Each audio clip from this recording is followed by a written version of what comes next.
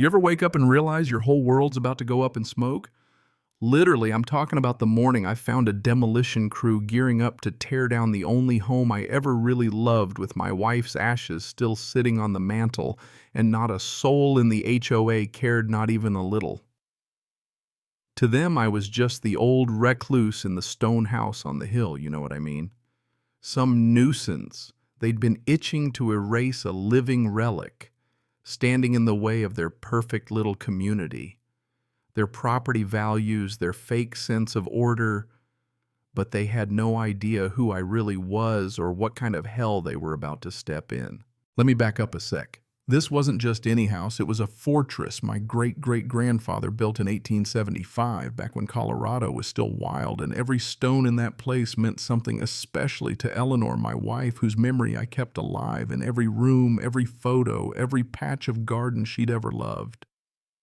And that morning, as I shot out of bed to the sound of heavy machinery, diesel coughing, and steel screeching, my heart nearly burst out of my chest, and not just from panic, more like raw, hot anger, the kind that gets your blood up before your brain can even catch up.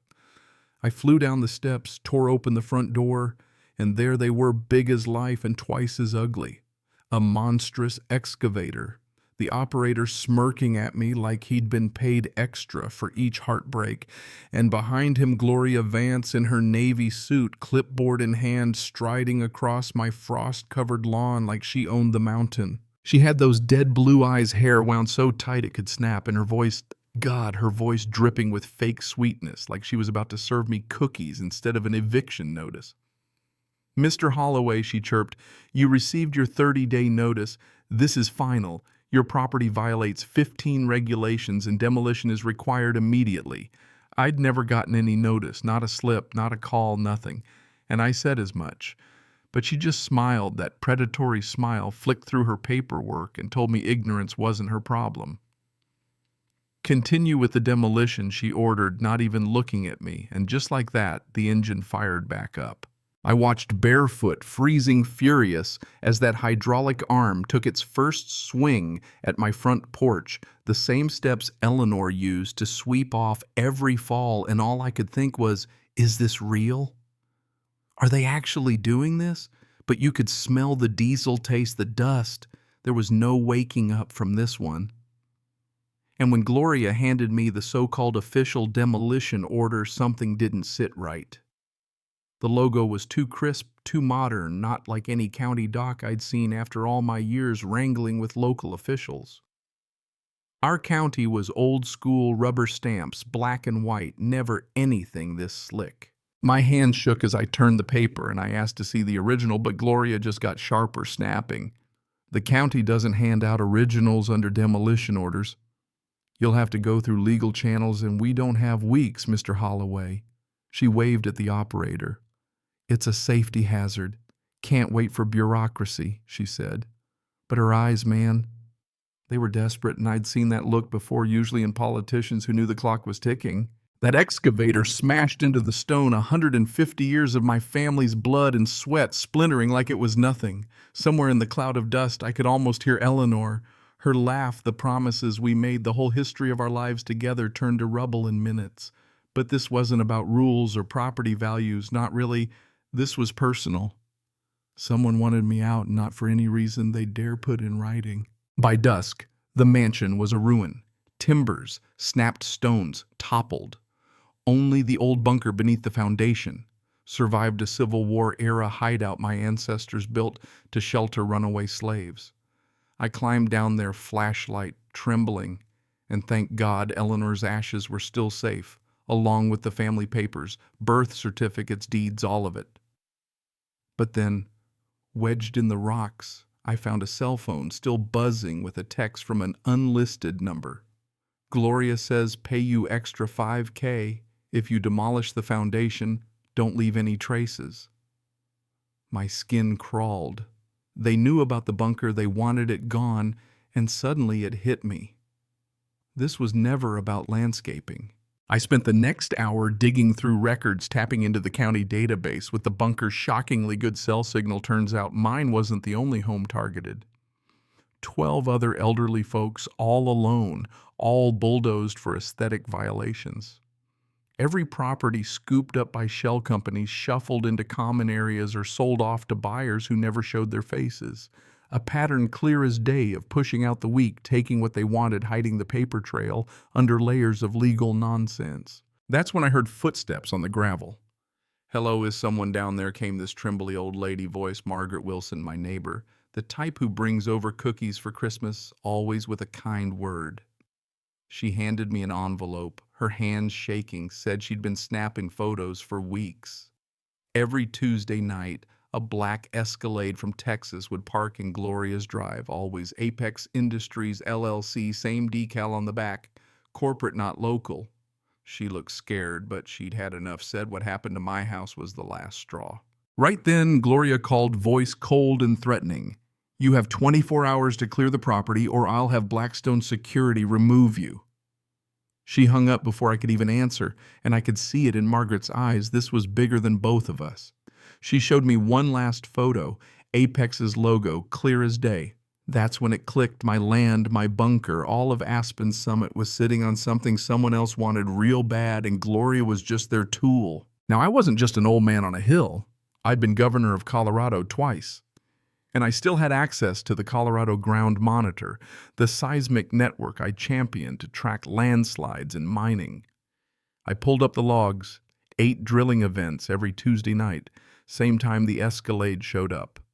These weren't random. They were mapping out mineral deposits, probably rare earth metals worth billions, and doing it all in secret. So I started digging deeper. Found Apex Industries was just a front for Silverstone Corporation, one of the biggest energy companies in the U.S., newly registered $50 million in capital layers of shell companies' addresses nobody used. Then I pulled a string most folks wouldn't even know was there, intercepted phone records. Heard Gloria telling some Texas big shot areas clear, ready for deep extraction, no evidence left behind. And he answered, "We can't let the state catch wind too much at stake." Margaret's son Jake, an environmental engineer, had died in a car accident after filing a report on illegal drilling.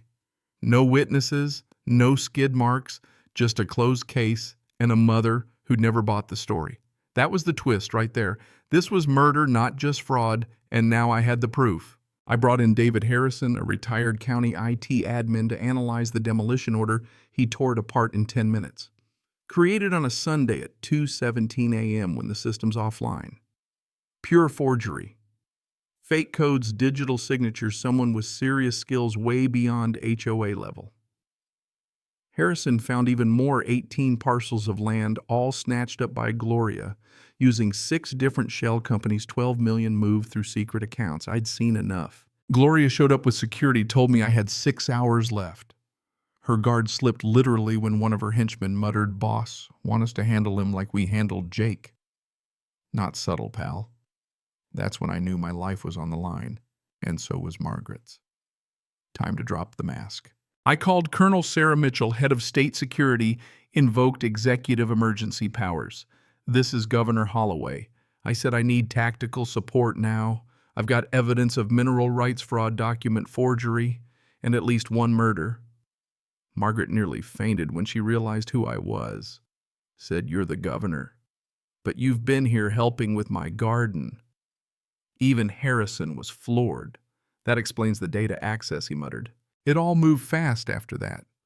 FBI, EPA, CBI, they all converged. I set up a sting for the evening HOA meeting, made sure the cameras were rolling, live streamed the whole show statewide. Gloria strutted in with her lawyers, confident as ever, gave her whole speech about economic development and dangerous outsiders. The lawyers threw around fake legalese, the crowd half hypnotized, half terrified. Then, with the whole room watching, neighbors, feds, everyone, I stood up, walked to the mic, and said, "My name is Nathaniel Holloway. I am the governor of Colorado." You could hear a pin drop. Gloria's face turned to ash. I read out the charges: fraud, conspiracy, murder. The FBI stormed in, arrested Gloria, her lawyers, and her security goons right there in front of everybody. And in Gloria's briefcase, the FBI found the real jackpot, a contract with Silverstone to clear out 3 more towns worth billions. She'd kept all the receipts like the criminal mastermind she thought she was.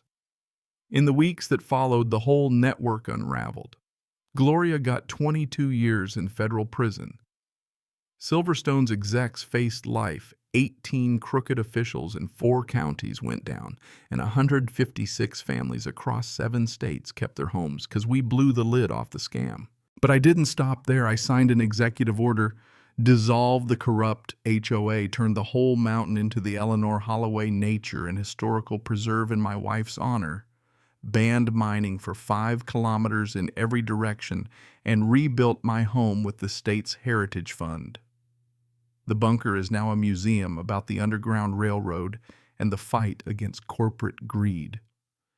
Margaret runs the Memorial Garden. Neighbors come by every spring, and the school kids learn what real courage looks like. People still ask if I regret fighting back, if I wish I'd just kept my head down, taken the payout, let them win. But every morning I walk that rebuilt porch, look out over Aspen Lake, and whisper to Eleanor, "We're home. We kept our promise."